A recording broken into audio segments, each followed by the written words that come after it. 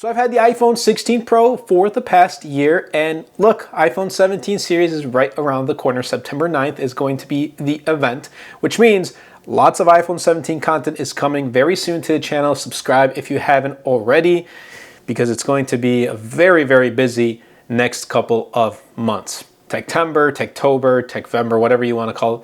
Those next 3-4 months are right around the corner. So yeah, we got some work to do here. But I want to share with you guys my experience of using the smaller iPhone 16 Pro, not the Pro Max. Because up until this 16 Pro, I was using the Max models. And now I switched to the regular Pro. And how has it been? Well, let's start things off with the design. That's been the same, it's been awesome. And overall, the build quality has really been good. Titanium frame and the compact size. This phone is really premium. Although, please, make this titanium frame, which is rumored to be aluminum, or it's not going to be titanium apparently.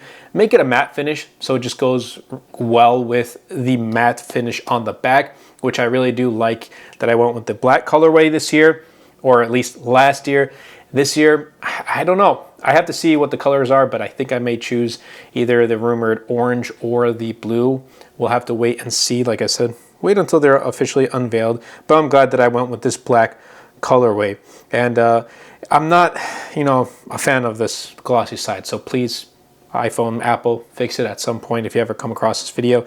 The addition of camera control, yeah, I disable it. I don't use it. But I have seen some people, I went to Niagara Falls a week ago at the time of this recording, and I saw some people using camera control. So there are people that use it. I just don't use it. I don't prefer it. So that's just me. If it wasn't there, or if Apple got rid of it, I wouldn't really mind at all. But there's really not much else to say. In the past year, I use a screen protector. I use a case, so I make sure to take care of my phone. So I don't really see any scratches or dings or anything like that. The screen is also great. Display quality is awesome. Hopefully, they decrease the size of this dynamic island. That's, it's rumored it's going to happen with the 17 Pro, but again, we're going to have to wait and see. But there's not much else to talk about this design because it's essentially the same with small tweaks each and every year. Every single company nowadays is doing that, small refinements to their overall design year over year. The pixels especially, they look essentially the same as the 9 Pro. The 10 Pros look the same as the 9 Pro. So you can't really say, oh, Apple hasn't changed their design, because no other company is doing it, changing their designs in a drastic way, especially here in the US. But let's get into the software and the performance. How has that held up in the past year? The performance is good. It's a really powerful and fast phone. But there are bugs, and I have had nonstop, random bugs. Just makes the phone freeze with iOS 17. Then with iOS 18, which debuted with the iPhone 16 series, and now I'm running the beta. And that's to be expected. The beta is going to have some bugs. But when I was running iOS 18, I wasn't using an 18 beta version. I was using the stable version. And I still came across bugs. It would just periodically freeze. I couldn't touch it. And then a couple of weeks back, actually, with the 26 beta, it just froze. I could not click on anything. I could lock the phone, I can open it like this, and I can swipe home. But when I click on an app, it just wouldn't open. So it was kind of annoying, and I had to figure out a way to turn off the phone too, because I tried to turn it off, and I can't even swipe. So that was a bug that came across. But overall, the iPhone iOS 26 beta, I'll put it that way, not the iPhone. The iOS 26 beta has been really good, and I like the design changes, the user interface overhaul, and I think a lot of people are going to really like it too. It kind of makes your phone feel fresh and brand new in a way. So for those who don't have it, you guys are in for a treat in September because it's looking pretty good. Now, here's what I have to say. This device does get noticeably hot under heavy workloads. And for me, it's because I manage a lot of my social media business here with my iPhone 16 Pro. So I eat through the battery. It's already 12:48, and I'm going to talk about that later too. It's at 54%. So it's yeah, I'm using my phone for a lot of my work.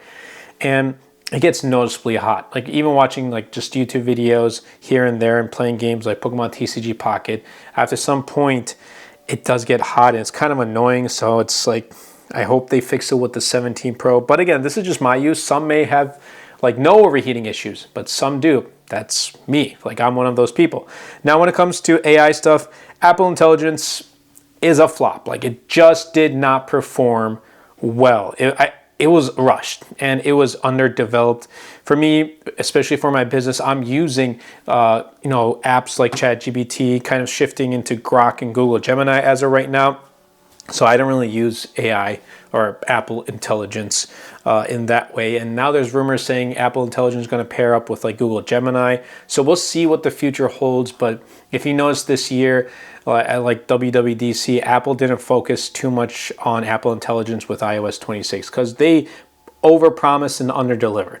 That is the unfortunate truth. So maybe Apple has kind of taken a step back and went back to the drawing board on how they will implement AI in their devices, and hopefully they kind of, figure something out and bring out a good product, like a good version of Apple Intelligence, a good version of Siri, because I don't really see too many people using Siri. They're slowly shifting to Google Gemini and to other AI apps as well. But iOS 26 in general, like the user interface, is a big step forward, and it keeps the phone feeling fresh while, at least for me, while I'm waiting for the iPhone 17 series to come out. But overall, like it's still a good phone, still reliable and fast, but I came across bugs. Maybe you might not, but I came across bugs. I have family members who come across bugs and like issues where they have to restart the phone. It's like, Apple, iron these out first and then add new features to the phone. Again, that's just me. Like I've had more bugs on iOS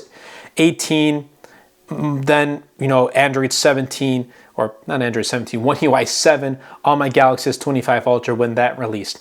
I haven't really come across any bugs on any of my Android devices, but when it comes to iPhone, I come across them every single other day. Not every single, but every other day. Come on, Apple, fix these small little nuances. Anyway, moving on to the cameras. They're great. That's really all I have to say about the triple camera setup.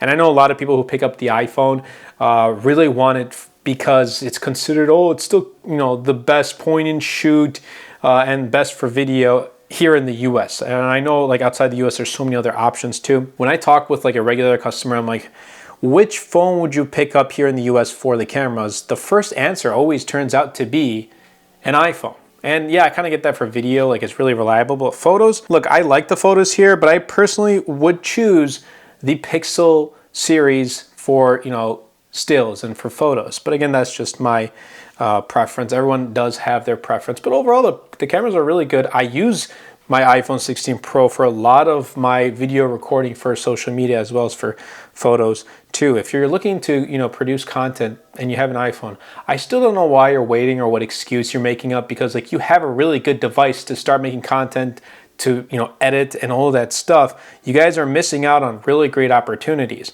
Camera control for me hasn't added any value. Again, I've seen some people use it, which is great. Seeing just a regular consumer use it.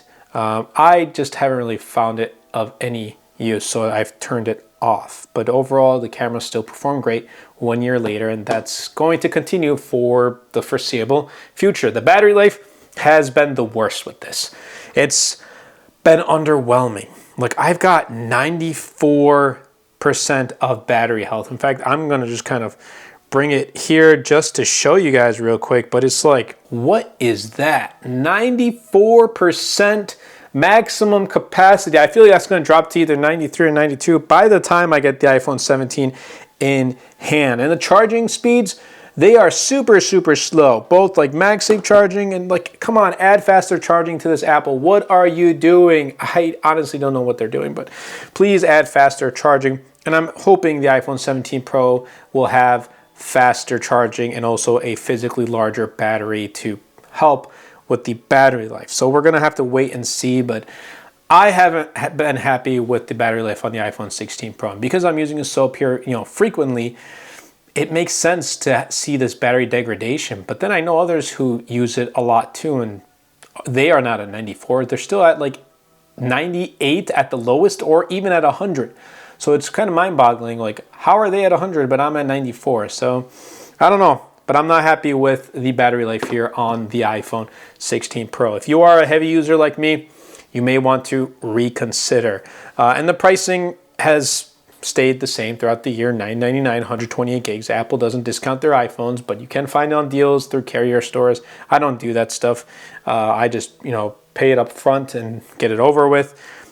But I'd say wait until iPhone 17. Like if you want to save some money, if you think the iPhone 17 once it releases is not a huge, upgrade, then pick up an iPhone 16 Pro, like use, refurbish, whatever it is. You'll save like $200-300.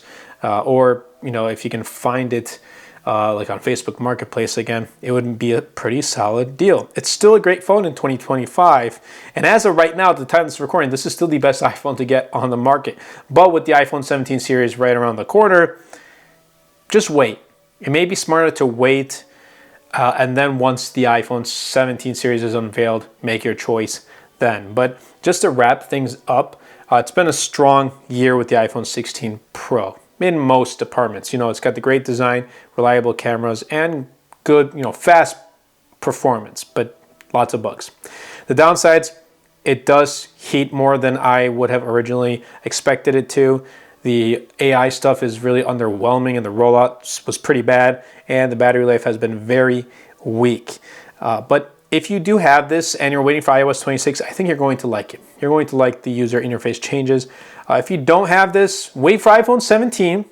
And once that comes out, like I said, if you want to pick up the new one, pick up the new one. If you think it's not too much of a huge change, I'm going to save a couple hundred, then pick up the iPhone 16 Pro. That really does come down to you. But I hope you guys did enjoy this video. If you did, definitely be sure to Superman that like button, comment down below, and best of all, share this video because it really does help out the channel out a lot. It will help push my content out to more people. And definitely be sure to check out my latest wallpaper pack. It's called Vintage Flourish.